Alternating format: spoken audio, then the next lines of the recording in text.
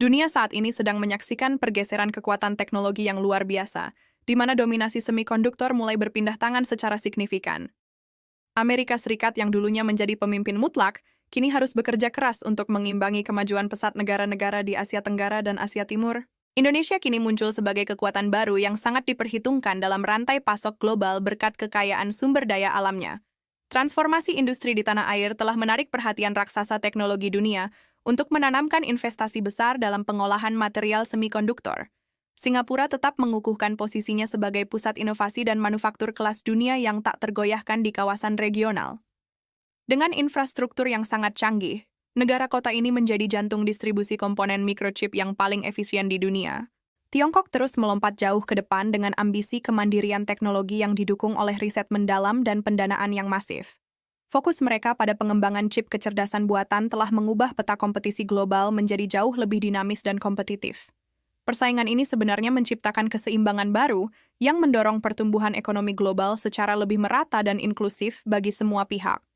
Kerjasama internasional menjadi kunci utama agar setiap negara bisa saling melengkapi dalam ekosistem teknologi yang sangat kompleks ini. Ketergantungan global terhadap komponen elektronik berukuran mikro ini telah memaksa banyak negara untuk merancang strategi diplomatik yang sangat hati-hati. Diplomasi chip kini menjadi instrumen baru dalam kebijakan luar negeri yang menentukan arah hubungan antar bangsa di masa depan. Negara-negara maju mulai menyadari bahwa kolaborasi dengan mitra di Asia adalah keharusan mutlak untuk menjaga stabilitas produksi industri mereka. Tanpa sinergi yang kuat, gangguan pada rantai pasok dapat memicu krisis ekonomi yang berdampak luas bagi masyarakat dunia. Masa depan industri ini sangat bergantung pada keberhasilan transfer teknologi dan pengembangan sumber daya manusia yang unggul di setiap negara. Kita sedang berada di ambang revolusi industri baru, di mana kolaborasi global akan mengalahkan ego nasionalisme sempit demi kemajuan bersama. Singapura telah membuktikan bahwa keterbatasan lahan bukanlah penghalang untuk menjadi pemimpin dalam ekosistem manufaktur semikonduktor yang paling presisi di bumi. Mereka berhasil membangun integrasi antara sektor swasta dan pendidikan tinggi untuk menciptakan lingkungan riset yang paling produktif bagi perusahaan multinasional. Keberhasilan ini membuat banyak negara besar belajar dari model efisiensi yang diterapkan oleh Singapura dalam mengelola industri teknologi tinggi mereka.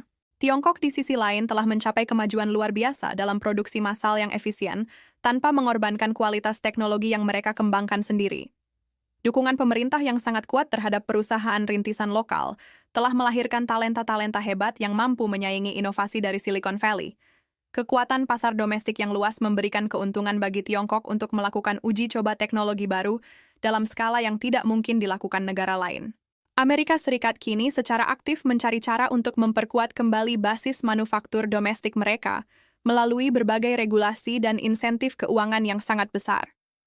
Namun, kenyataan di lapangan menunjukkan bahwa membangun kembali ekosistem yang telah lama berpindah ke Asia memerlukan waktu dan biaya yang tidak sedikit. Kesadaran akan pentingnya kemitraan strategis dengan negara-negara di Asia Tenggara menjadi prioritas utama bagi pemerintah Amerika saat ini. Video ini didasarkan pada penelitian dan sumber-sumber yang tersedia. Tujuannya adalah untuk memberikan informasi dan tidak dimaksudkan untuk menentang posisi politik manapun. Hubungan antara Indonesia dan para pemimpin teknologi dunia semakin erat melalui berbagai perjanjian investasi yang saling menguntungkan dalam sektor ekonomi digital. Hal ini membuktikan bahwa posisi tawar Indonesia semakin kuat di tengah dinamika perebutan pengaruh teknologi antara kekuatan-kekuatan besar dunia. Inovasi berkelanjutan dalam desain sirkuit terpadu telah membuka pintu bagi pengembangan perangkat elektronik yang lebih hemat energi dan jauh lebih bertenaga dari sebelumnya. Penggunaan kecerdasan buatan dalam proses produksi chip telah mempercepat waktu peluncuran produk baru dari hitungan tahun menjadi hanya beberapa bulan saja. Fenomena ini memaksa semua pemain industri untuk terus bergerak cepat jika tidak ingin tertinggal dalam perlombaan teknologi yang sangat brutal ini. Fakta di lapangan menunjukkan bahwa lebih dari 70% produksi semikonduktor dunia kini terpusat di kawasan Asia yang memberikan kontrol besar terhadap stabilitas pasar. Indonesia dengan cadangan nikel dan material tambang lainnya memiliki kunci penting dalam pembuatan baterai dan komponen pendukung perangkat mobile masa depan yang semakin canggih. Keunggulan komparatif ini menjadikan Indonesia sebagai destinasi investasi paling menarik bagi produsen chip global yang ingin mengamankan pasokan bahan baku jangka panjang mereka. Pergeseran ini bukan hanya tentang ekonomi semata, tetapi juga tentang bagaimana sebuah bangsa mampu memanfaatkan momentum untuk bangkit menjadi pemimpin industri di kancah internasional. Stabilitas politik dan kepastian hukum menjadi faktor krusial yang dicari oleh investor sebelum memutuskan untuk membangun pabrik fabrikasi chip yang bernilai miliaran dolar. Singapura dan Indonesia terus bersinergi dalam kerangka regional untuk menciptakan koridor teknologi yang mampu bersaing dengan pusat-pusat inovasi tradisional di belahan bumi barat.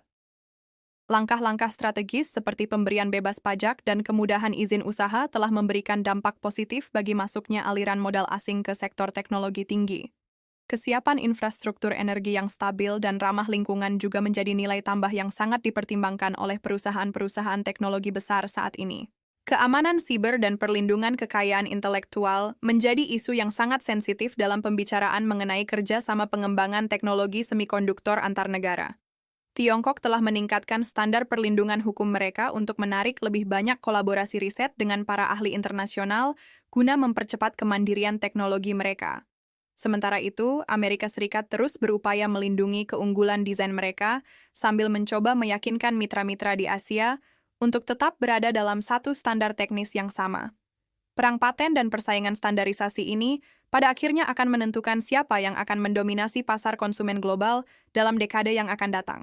Meningkatnya permintaan akan chip untuk kendaraan listrik dan teknologi 5G telah menciptakan peluang emas yang belum pernah terjadi sebelumnya bagi negara-negara berkembang. Indonesia sangat jeli melihat peluang ini dengan membangun kawasan industri khusus yang terintegrasi dengan pusat penelitian dan pengembangan teknologi mikroelektronika modern. Dukungan terhadap talenta lokal melalui beasiswa dan pelatihan di luar negeri mulai membuahkan hasil dengan munculnya insinyur-insinyur handal yang diakui secara global. Keberhasilan ini menunjukkan bahwa dengan strategi yang tepat, sebuah negara bisa melompat langsung ke garda terdepan industri yang paling canggih di dunia. Dunia sedang menyaksikan akhir dari era monopoli tunggal dan menyambut era multipolaritas teknologi, di mana kekuatan tersebar secara lebih seimbang di seluruh penjuru dunia. Amerika Serikat, meskipun masih memiliki keunggulan dalam desain perangkat lunak, kini harus mengakui bahwa kemampuan manufaktur dan pasokan bahan baku berada di tangan negara lain. Kerjasama yang jujur dan saling menghormati kedaulatan masing-masing negara adalah satu-satunya jalan keluar dari ketegangan perdagangan yang merugikan semua pihak. Kita semua berharap bahwa kemajuan teknologi ini akan membawa kemakmuran yang bisa dirasakan oleh seluruh umat manusia tanpa terkecuali.